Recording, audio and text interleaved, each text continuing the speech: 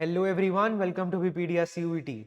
Guys, today we will be covering this topic through MCQs with detailed explanation. Best of luck and do watch the video. Hello everyone, welcome to Abhipedia CUET 2025. So hope you guys are doing well and preparing very well for your exams. आपको भी पता है आपके exams अभी around the corner है, तो आपको उसके लिए आपकी तैयारी बहुत अच्छे से चल रही होगी। ठीक है जी। और इंग्लिश की अगर हम बात करें तो आपको पता है बहुत ही वास्ट आपका सिलेबस है, उसमें ग्रामर और वोकेबलरी दोनों में बहुत सारा स्कैटर्ड, मतलब एक तरह से आपका सिलेबस है, ये आपको भी पता है।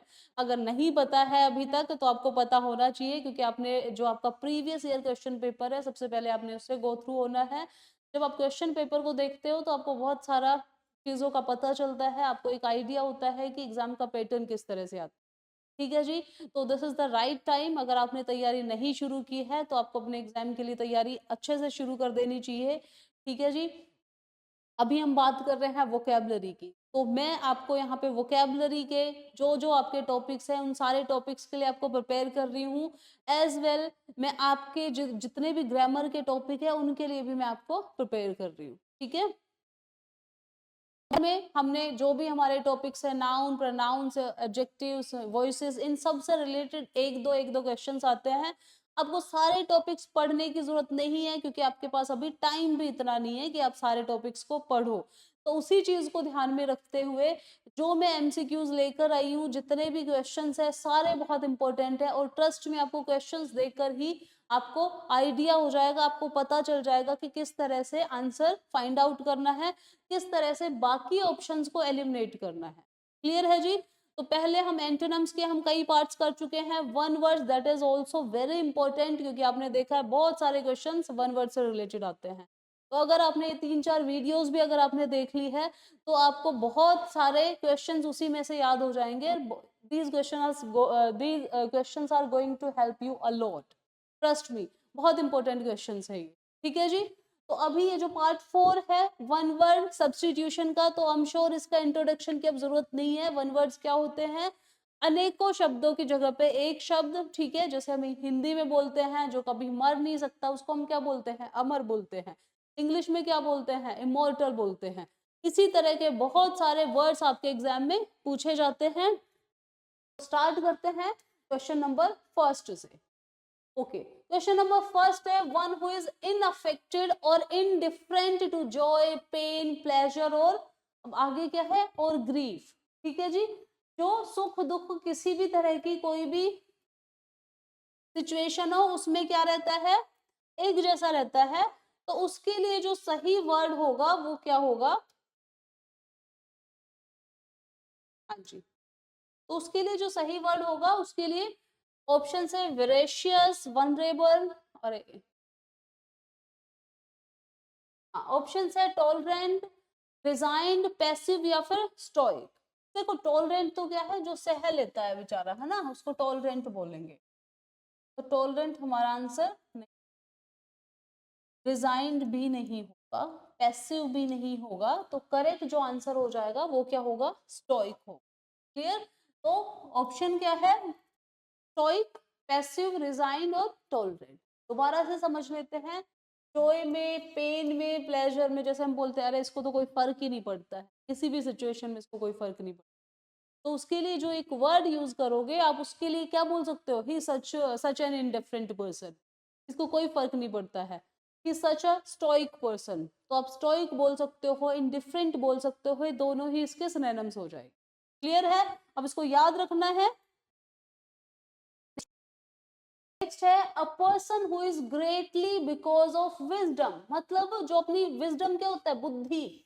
ठीक है, जो अपने नॉलेज के लिए, बुद्धि के लिए जिसको जाना जाता है, विजडम के लिए जिसको जाना जाता है, तो उसको हम उसके लिए जो सही वर्ड होगा वो क्या होगा? ऑप्शंस है वरेशियस, वनरेबल, वेनरेबल, या फिर वर्जर। तो हमारा जो सही आंसर हो जाएगा दैट इज वरेशियस। Veracious होगा a person who is known for his wisdom. Clear? Let's move ahead. Okay. Next है an excessively morbid desire to steal. इंसानों को ना बहुत तरह के फोबियाज होते हैं, ऑब्सेशन होती है, ना होगा ना, फोबियाज, मैनियाज, ऑब्सेशन या फिलिया लव होता है, तो ये इट इज क्वाइट पॉजिटिव। लेकिन अगर आप मैनिया की बात कर रहे हो तो मैनिया मतलब ऑब्सेशन है। किसी भी चीज की ऑब्सेशन तो ठीक नहीं है ना, फोबिया भी किसी चीज का ठीक नहीं है। ये एक तरह से डिसऑर्डर्स होते हैं, ठीक है। यहाँ पे बात भी यही की जा रही है कि एक्सेसिवली मॉर्बिड डिजायर, मतलब उसको बहुत ज्यादा, मतलब ऐसे होता है मेरे को चोरी करनी है, ठीक है। तो ये क्या हो गई, उसकी आदत हो गई ना। आदत क्या होगी, मतलब मैनिया है उसको, ठीक है। ऑप्शन है स्टीलोमैनिया, क्लेप्टोमैनिया, क्लेफ्टोमैनिया या फिर कैप्टोमैनिया। देखो, तो स्टीलोमैनिया नहीं होगा, स्टील सोच के मत वो कर लेना कि अच्छा स्टील मतलब चोरी करना होता है तो स्टील। क्लेप्टोमेनिया इसका सही आंसर होगा। क्लेप्टोमेनिया का मतलब होता है habit of stealing, habit of.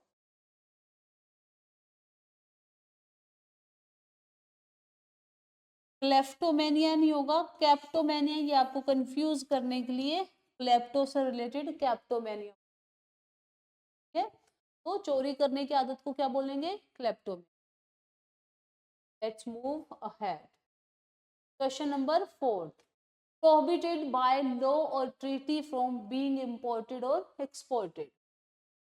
जिस चीज के इंपोर्ट करने पे और एक्सपोर्ट करने पे क्या कर दिया जाए, जिसको प्रोहिबिटेड कर दिया जाए, रोक दिया जाए, तो उस चीज के लिए हम क्या वर्ड यूज करेंगे। ऑप्शंस है फोर्ज्ड, काउंटरफीट, फोर्ज्ड भी फर्जी वाली सेंस में यूज करते हैं। काउंटरफीट क्या होता है, आपने सुना होगा ना, काउंटरफीट करेंसी पकड़ी हुई बहुत सारी, मतलब फर्जी करेंसी, ठीक है, नकली करेंसी, तो काउंटरफीट बोलते हैं। स्मगल्ड क्या होता है, स्मगल्ड का मतलब होता है गलत तरीके से, गैर कानूनी तरीके से किसी चीज का इंपोर्ट एक्सपोर्ट करना, तो भी हम क्या बोलते हैं, स्मगलिंग बोलते हैं। जैसे ड्रग्स वगैरह की जाती है, बहुत सारी ऐसी चीजों की जाती है which are prohibited by government, ठीक है। तो स्मगल्ड नहीं होगा। नेक्स्ट है कॉन्ट्राबैंड। कॉन्ट्राबैंड क्या होता है, कॉन्ट्राबैंड का मतलब ही क्या होता है, ऐसी चीजें गैर कानूनी, ऐसी या ऐसी चीजें जो गवर्नमेंट के द्वारा प्रोहिबिटेड है लेकिन स्टिल उनका इंपोर्ट और एक्सपोर्ट सीक्रेटली किया जा रहा है, तो ऐसी चीजों को कॉन्ट्राबैंड बोला जाता है, ठीक है। जैसे ड्रग्स हो गया, या कोई भी ऐसी चीज हो सकती है जो जैसे ह्यूमन बॉडी, ठीक है। और भी बहुत सारी ऐसी चीजें हैं, लाइक हंटिंग वगैरह पे भी बिल्कुल बैन है, लेकिन फिर भी उनसे रिलेटेड उनके स्किन, ऐसी चीज भी स्मगलिंग होती है।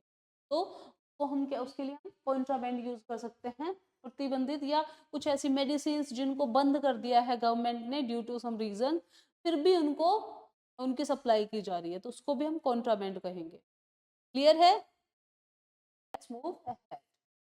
नेक्स्ट है international destruction of racial groups. Okay, racial क्या होता है, प्रजाति है ना, किसी एक पर्टिकुलर उसको ग्रुप को लेके क्या कर दिया जाना, उसको डिस्ट्रक्शन कर दिया जाना, उसको खत्म कर दिया जाना। ऑप्शन है फ्रेट्रीसाइड। याद रखना, फ्रेट्रीसाइड इज रिलेटेड टू फ्रेटर्निटी, भाईचारे से रिलेटेड है फ्रेट्रीसाइड। तो मतलब भाइयों की हत्या कर देना, भाइयों का मर्डर कर देना इज कॉल्ड फ्रेट्रीसाइड। हो सकता है किसी और क्वेश्चन में इस तरह का कोई वर्ड पूछ ले तो फ्रेट्रीसाइड नहीं। सी ऑप्शन है homicide. Homicide, genocide, regicide. Homicide होता है murder of a human being, ठीक है जी, murder of human being. I am sorry, इंसान का खून कर देना, मार देना, उसको होमिसाइड बोले। जेनोसाइड क्या होता है, जेनोसाइड यही वो वर्ड है, मर्डर ऑफ मास भी, ऑफ मास, तो मतलब एक एक पूरे मास को डिस्ट्रक्शन करवा देना, ठीक है, तो हम क्या यूज करेंगे, जेनोसाइड। रेजिसाइड क्या होता है, मर्डर ऑफ, किसी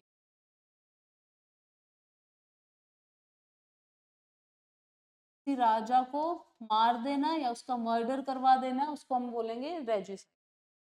clear, move ahead.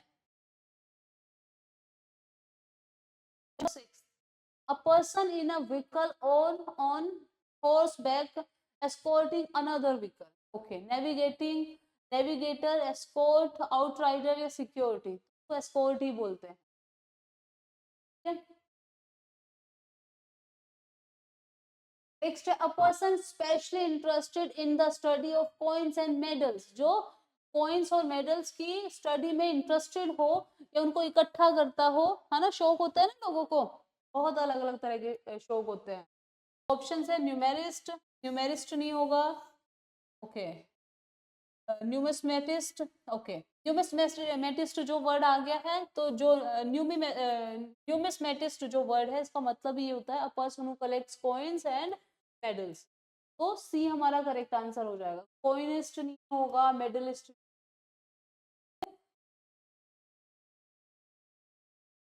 Okay, move ahead. Next है, a study of sounds is known as semantics, stylistics, linguistics, phonetics, ठीक है।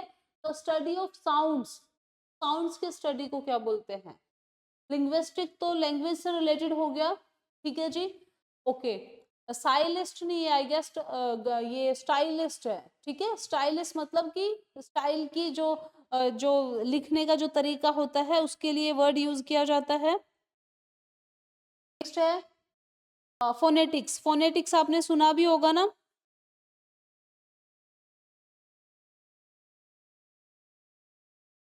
हाँ जी, हाँ नहीं, फोनेटिक्स हो गया, ठीक है।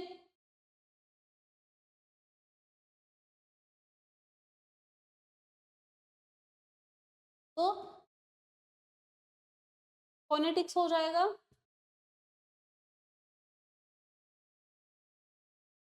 साउंड की स्टडी को फोनेटिक्स बोलेंगे। सेमेंटिक्स होता है, ये भी वर्ड से रिलेटेड होता है। नेक्स्ट है, to reduce to nothing, dull, none या फिर एनुअल, ठीक है। एनुअल होता है सालाना, ठीक है। नल हो गया, लल हो गया, कल हो गया, कल हो जाएगा इसका। लल का मतलब होता है जैसे लल बाय होता है ना, लोरी, उसको हम लल बोलते हैं, तो इसका जो सही आंसर हो जाएगा कल हो जाएगा।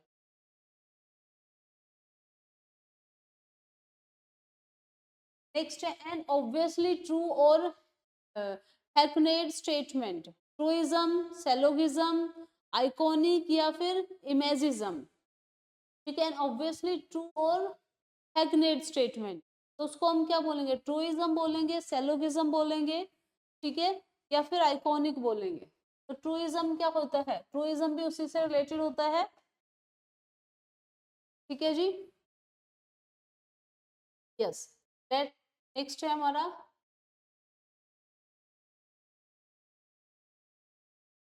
Words inscribed on a Tom, Tom पे जो वर्ड्स लिखे जाते हैं उनको क्या बोलते हैं?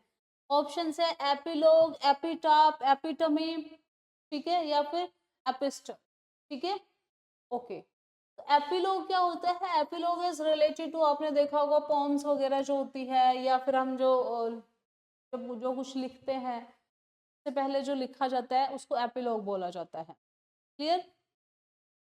एपिटाप क्या होता है? एपिटाप हमारा करेक्ट आंसर, एपिटाप होता है जो टॉम के ऊपर जो लिखी जाती है, जो इंस्क्रिप्शन होती है, तो एपिटाप बोलते हैं, क्लियर है जी। नेक्स्ट है, the act of producing beautiful handwriting using a brush और स्पेशल पेन, ओके। ये तो कितनी बार आपने सुना भी होगा ना, हायरोग्राफिक्स, कैलीग्राफी, स्टेंसिलिंग, ग्राफिक्स, तो क्या हो जाएगा? ग्राफिक्स नहीं होगा, स्टेंसिलिंग नहीं होगा, कैलीग्राफी हो जाएगा, ठीक है जी। तो कैलीग्राफी क्या होता है? जो खूबसूरत जो राइटिंग लिखी जाती है उसको हम क्या बोलते हैं? कैलीग्राफी बोलते हैं। बी हमारा करेक्ट आंसर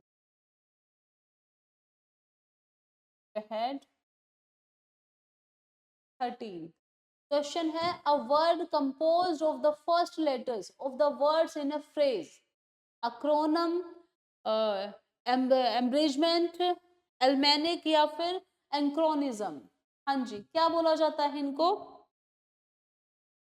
ऑप्शंस क्या है? अ वर्ड कंपोज्ड,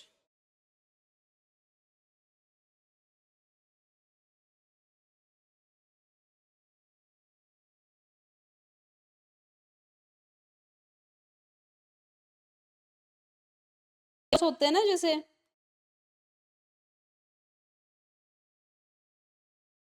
एक्रोनम क्या होता है?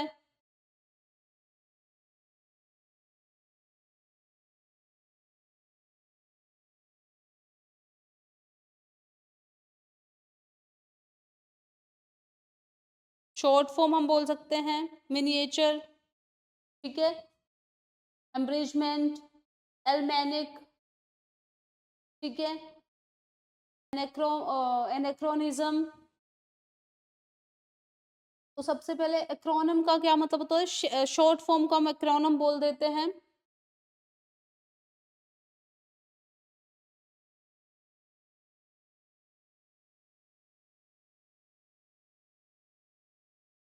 एम्ब्रिजमेंट भी उसी से रिलेटेड होता है। पूछा गया है compose of the first letters of the words in a phrase, मतलब एक लेटर होता है ना ए का, जैसे कि लिखा जाता है किसमें, एल्मेनिक या एनेक्रोनिज्म, ठीक है। तो ये इसमें इन दोनों में से लग रहा है आंसर। नेक्स्ट है a person of obscure position who has gained wealth, extravagant, vagant होता है, एक्स्ट्रावेगेंट मतलब जो इंसान क्या करता है, खूब पैसे खर्च करता है, प्रोमिस्क्यूअस हो गया, प्रोवेनु हो गया, या फिर सम्पचरी हो गया, ठीक है जी। तो अ person of obscure position who has gained wealth, सिर्फ वो उसको पैसे ही मिल रहे हैं वहां से, ठीक है जी। तो क्या हो जाएगा? अ पर्सन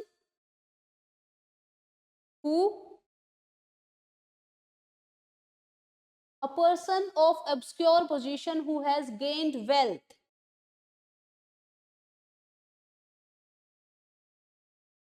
परवेनु ये पहले भी वर्ड आया हुआ मुझे ऐसे लग रहा है, सम्पचरी, परवेनु, प्रोमिस्क्यूअस, परवेनु हो जाएगा, ठीक है। नेक्स्ट है that which has a double meaning, okay, doubtless, uncertain, controversial, ambiguous, इसके डबल मीनिंग हो। ये अभी पिछली वीडियो में ही, पिछले लेक्चर में हमने डिस्कस किया है। ये वाला वर्ड डाउटलेस नहीं होगा, अनसर्टेन नहीं होगा, कंट्रोवर्शियल नहीं होगा। कंट्रोवर्शियल तो सकता है किसी चीज को लेके कंट्रोवर्सी हो रही है। तो एम्बिजियस हो जाएगा। एम्बिजियस का मतलब होता है एक वर्ड के एक से ज्यादा मीनिंग हो, तो उसको हम क्या बोलते हैं? एम्बिजियस बोलते हैं। क्लियर है जी? Next, incapable of making errors, okay, जो कभी भी गलतियां ही ना करता हो। ऑप्शन है इनकॉरेजिबल,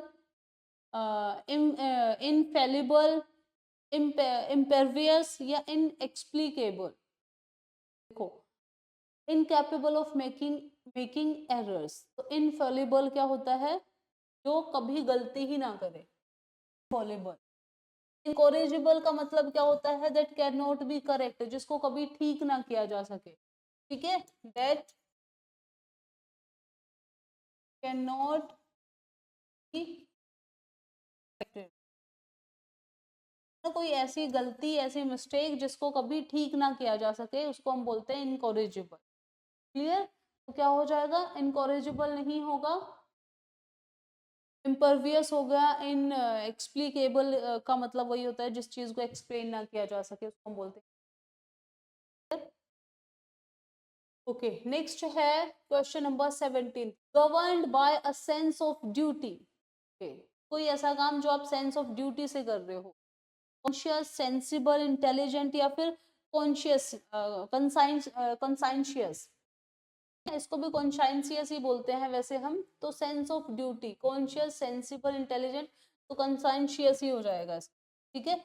एक कॉन्शियस होता है, दूसरा भी कॉन्शियस होता है। कॉन्शियस का मतलब जैसे मुझे पता है मेरे आसपास क्या हो रहा है, इधर सामने कैमरा लगा हुआ है, यहाँ पे रिकॉर्डिंग चल रही है, तो उसको मैं क्या बोलूंगी? कॉन्शियस बोलूंगी। कॉन्शियस क्या होता है? जिसकी स्पेलिंग क्या होती है?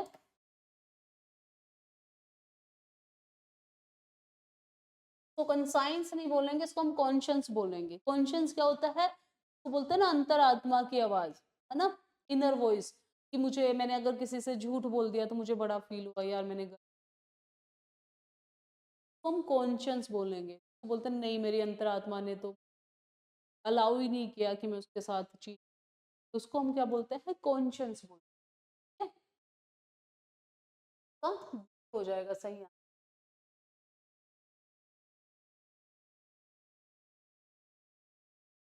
नेक्स्ट है the depository where state records and documents are preserved, जहाँ पे स्टेट के रिकॉर्ड्स, ठीक है, और डॉक्यूमेंट्स को संभाल के रखा जाता है, तो उसको हम क्या बोलते हैं? म्यूजियम नहीं बोलेंगे। म्यूजियम में हम कुछ ऐसी चीजों को संभाल के रखते हैं, ठीक है। लाइब्रेरी में बुक्स को रखा जाता है। एम्पोरियम नहीं होगा, एम्पोरियम कपड़ों से रिलेटेड होता है, ठीक है। तो सही हमारा जो आंसर क्या हो जाएगा? आर्काइव्स हो जाएगा। और आर्काइव्स, तो आर्काइव्स सही आंसर हो।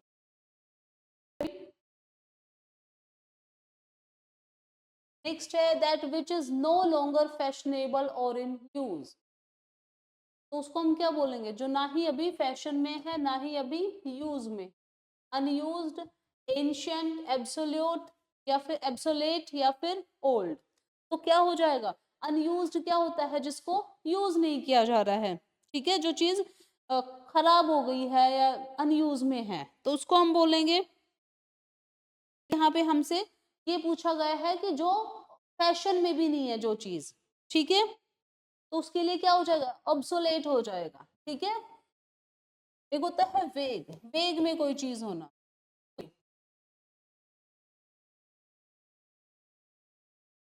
यहाँ पे लिख फोग बोलेंगे अलग होता है, का मतलब होता है धुंधला, ठीक है? वोग का मतलब होता है कोई चीज बहुत ज्यादा किसमें ट्रेंड में, उसको हम वोग बोलते हैं। आजकल boot cut jeans, wide leg jeans are in vogue, है ना, बहुत ज्यादा वोग में, सॉरी वेग में है ना, तो बहुत ज्यादा ट्रेंडिंग में है, तो उसको हम बोल सकते हैं। तो ओल्ड हो गया, ऑब्सोलेट हो गया। ऑब्सोलेट का मतलब क्या हो गया? जो चीज अभी क्या है, फैशन में नहीं और in use. Next, murder of a king, अभी हमारा पहला आया था। तो पेरिसाइड, रेजिसाइड, फ्रेट्रीसाइड, होमिसाइड, तो कितने सारे वर्ड्स हम पहले डिस्कस कर चुके हैं, तो आपको पता भी चल गया होगा। होमिसाइड मतलब क्या हुआ? Murder of human being. Fratricide murder, murder of brothers, ठीक है। रेजिसाइड क्या होता है? Murder of king. तो ये भी हमने कर लिया था। मर्डर ऑफ किंग को हम क्या बोलेंगे? रेजिसाइड बोलेंगे, ठीक है। पेरिसाइड है, पेरिसाइड वैसे it is related to murder of parents, हम पेरिसाइड बोलते। So that's all for today. आज हमने वन वर्ड्स का पार्ट जो भी था, जो हमने नेक्स्ट पार्ट किया था, उसमें हमने बहुत सारे वर्ड्स भी डिस्कस किए हैं, उनसे बनने वाले सेंटेंस भी डिस्कस किए हैं। तो होप आपको समझ आया होगा। फिर भी अगर कुछ नहीं समझ में आया हो, या अगर मैं आप तक नहीं कन्वे कर पाई होंगी, तो प्लीज़ आप पूछ सकते हो, आप डाउट्स पूछ सकते हो, you are free to ask, ठीक है जी। तो आप अपनी तैयारी को ऐसे ही अभी जो जैसे भी आपको टाइम मिलता है, जब भी आपको टाइम मिलता है, तो आप अपने एग्जाम पे फोकस करिए। जो एग्जाम से जो रिलेटेड जो टॉपिक्स है, अपना जो सिलेबस है, उसको अपने सबसे पहले उसका प्रिंट आउट निकलवा लो, जो भी आपका सिलेबस है जिस भी पर्टिकुलर सब्जेक्ट का है, और उससे रिलेटेड जो भी टॉपिक्स है, तो टॉपिक्स वाइज आप पहले उसकी तैयारी करते रहो, एक स्ट्रेटेजिक तरीके से चलो, क्योंकि आपके पास ऑलरेडी टाइम बहुत कम है। और इंग्लिश में आपको पता ही है, अब 50 आउट ऑफ 50 क्वेश्चंस आपको अटेम्प्ट करने हैं।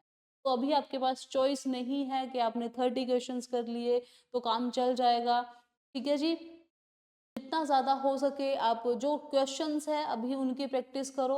उसके लिए पहले आपको पता होना चाहिए कौन सा टॉपिक किससे रिलेटेड।